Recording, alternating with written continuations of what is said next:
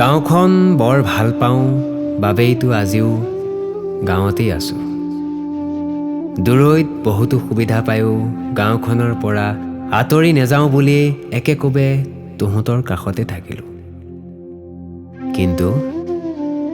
কিন্তু আজিৰ গাঁওখন দেখোন আগৰ গাঁওখনৰ দৰে নিভাঁজ মৰমবোৰ নাইকিয়া হ'লেও।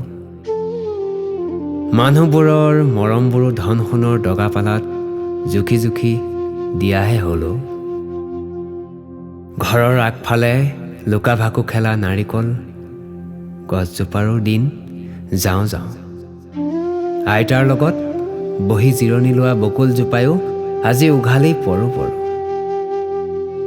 মাৰ হাতেৰে গোবৰ ৰঙা মাটিৰে লেচা বেৰখনতো মাৰ্বল টাইলছ লগাবৰেহে হ'ল।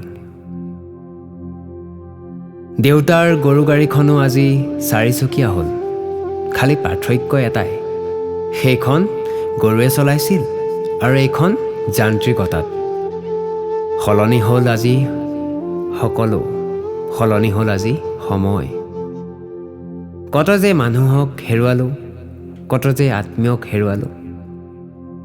খালি এতিয়া সেইবোৰ যিয়েই অনুভৱ কৰে স্মৃতি হৈ বুকুতে থাকে। ক'ত আছে অ' ৰাজুদা? এনেকৈনো যাওঁ বুলি যাব লাগেনে? গাঁওখন এৰি নেযাবি বুলি কোৱা মানুহটো আজি আমাকে এৰি গুচি গ'ল।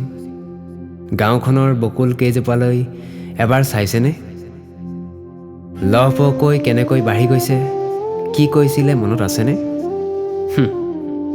গছ কেইজোপাৰ দৰকাৰ এতিয়াই বোলে বুজি নেপাব, যেতিয়া ডাঙৰ হৈ উঠিব তেতিয়াহে বুজিব আৰু বাটৰ কাষে কাষে বৰ ধুনীয়া লাগিব। আপুনি কোৱাৰ দৰেই বৰ ধুনীয়া লাগিছে। নামঘৰটো পাৰ হৈ যাবলৈও আজি মনেই নোযোৱা হ'ল। নামঘৰৰ ফালে চালেই ভগৱানক নেদেখিলেও আপোনাক দেখা পাওঁ। আজিও ক'ব পৰা নাই আপুনি নাই বুলি নামঘৰত আপুনি নিজ হাতেৰে লগোৱা দেৱতাৰো কেইজোপাক।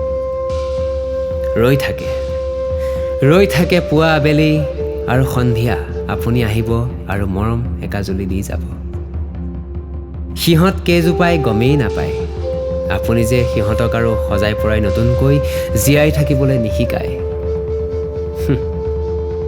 সদায়ে পুৱা গধূলি নামঘৰত লগ পোৱা সেই বুঢ়ী গোপিনী কেইজনীক মনত আছেনে? আজিও আপুনি আহিব বুলি চকুলো টুকে।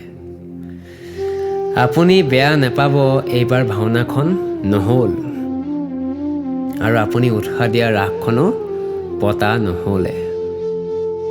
ৰাস ভাওনা পাতিবলৈ ঠেলা মাৰি দিয়া মানুহটোৰ অবিহনে গাঁওখনত কেনেকৈনো ৰাস ভাওনা পাতো? তথাপিও শেষত কৈ যোৱা ভাগৱত পাঠ ভাগ পাতিলোঁ। আপুনিও চাগে মনে মনে শুনি আছিলে, অনুভৱ কৰিছিলোঁ আমি সকলোৱে। আৰু কি জানে, এইবাৰ আমাৰ নিতুদা সময়মতেই ওলাইছে। কামবোৰো বাপ দাই আপুনি কোৱাৰ দৰেই সুচাৰুকৈ কৰিলে। আপুনি নথকাৰ বাবে এইবাৰ নাৰায়ণ কোঁৱৰ বাপজনাৰ লগতেই বাবলুদাই ভাগৱত পাঠ কৰিলে। আপুনি চাগে শুনিলে। মনেও আপুনি গোৱা গীতটোৰেই আৰম্ভণি আৰু সামৰণিত গীতটি জুৰিলে। পোনাদাইতো জানেই খোলটো পালে আৰু কি লাগে। মোকো এটা খোল দি বৰাক নেগেৰাত বহালে। পলৰ বাঁহীয়ে আকৌ সকলোৰে মনবিলাক চিপাল কৰি তুলিলে। মুঠতে আপুনি যেনেদৰে বিচাৰে তেনেদৰেই কৰিলে। কিন্তু ৰাজুদা, আপোনাৰ অনুভৱত সকলোৱে হিয়া আজৰি বহুত কান্দিলে। আপুনি আৰু নাহে ন আমাৰ কাষলৈ? ক'তনো গ'ল ৰাজুদা? কাকোকে একো নোকোৱাকৈ বহুত দূৰলৈ গ'লগৈ। আহিবনে আকৌ এবাৰ আমাৰ মাজলৈ?